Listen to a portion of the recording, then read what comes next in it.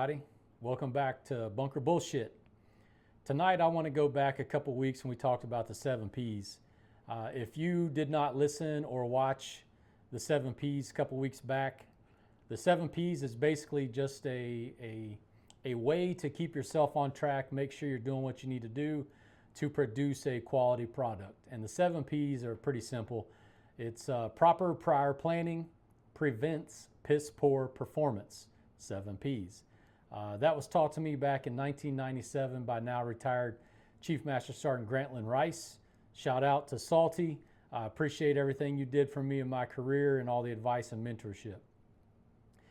That all being said, in the military, whenever I was given a task or a deadline or something to do, I always made sure that I understood, what was needed and so that I could prepare.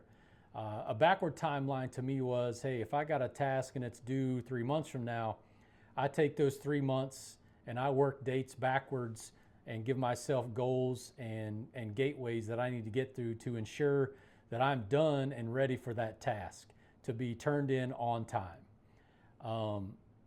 I'll use Airman Leadership School speeches, public speaking. So if you were in the military, in the Air Force, you know what I'm talking about when I say ALS speeches. For those of you that were not in the military or don't know Air Force lingo, Airman Leadership School is the first phase of leadership training that airmen or the junior ranks get before they become, and sometimes after they put on NCO. And it's foundational leadership skills and practices. And once you get to a certain rank, senior NCO, senior master sergeant, chief master sergeant, typically the ALS speech was conducted and performed. I say performed, it was not a performance, but for some people I guess it was. But to do the ALS speech, in my opinion, took a lot of practice, took a lot of preparation, especially if you were going to use an outline or if you had a PowerPoint presentation that you were going to speak to or from. I always found it best to speak to things that were in your heart that you believed in: leadership, taking care of people, how to get things done, tips of the trade, lessons learned, things like that. I'm not going to lie and sit here and say I didn't have an outline, but I rarely, if ever, used that outline. And matter of fact, there were a couple times when I went to give my ALS speech that I had forgotten my notes. And when I would tell the commandant of ALS or the command chief that was sitting with me or whatever, the wing commander, I'd be like, yeah, I forgot my notes tonight.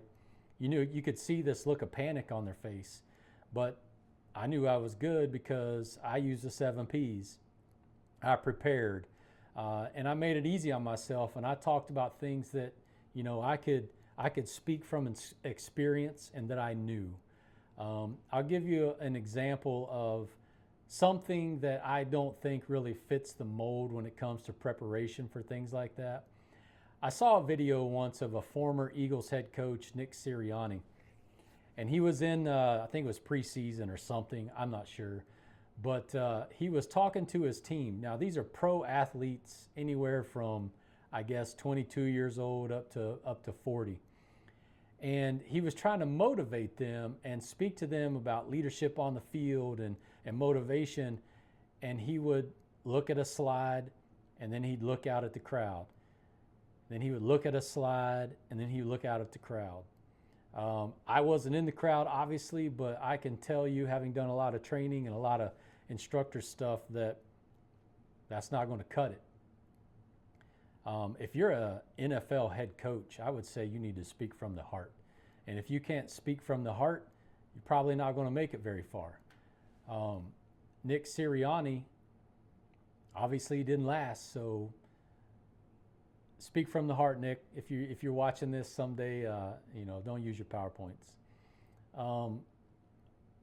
Another thing in the Air Force that I always found pretty impactful was doing the NCO or senior NCO charge. And for those of you that weren't in the Air Force, it's basically an oath that you take and say, hey, I'm going to do all the right things at all the right times and take care of my people.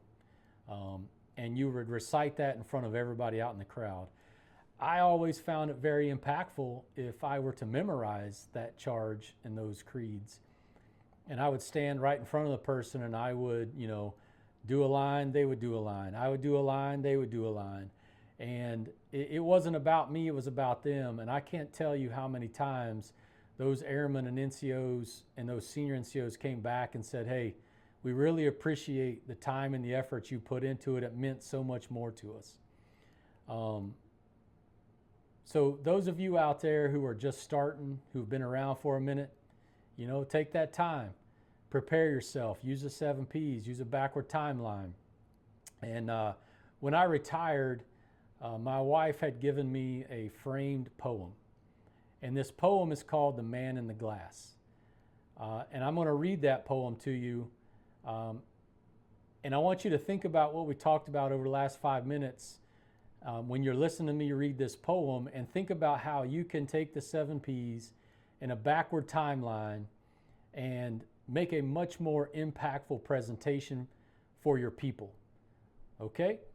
So, I'm going to read you that poem now. Like I said, as I read the poem, I want you to think about what we talked about.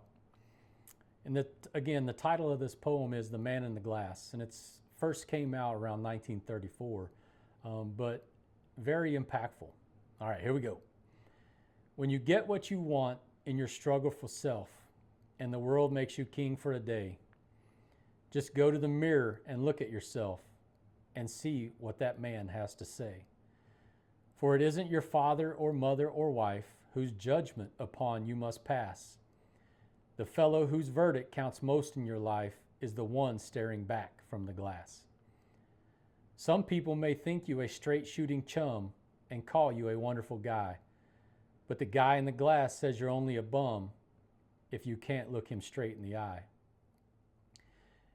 He's the fellow to please, never mind all the rest, for he's with you clear to the end. And you've passed your most difficult, dangerous test if the man in the glass is your friend. You may fool the whole world down the pathway of years and get pats on the back as you pass, but your final reward will be heartbreak and tears if you've cheated the man in the glass. Now that poem is all about personal accountability, self-reflection, and things like that. And at the end of the day, if you can do the things we talked about earlier in preparation, use the 7 Ps, and then you read and listen and take some notes on this poem, The Man in the Glass, I'm telling you right now, folks, if you're just starting out, you're going to be one hell of a leader. If you've been around for a minute and you're still trying to pick up some tools for the tool bag, here you go. Put this bunker bullshit in your files, refer back to it, do what you need to do. But at the end of the day, I just want you to think of this and apply it. Do the work and lead better. Till next time.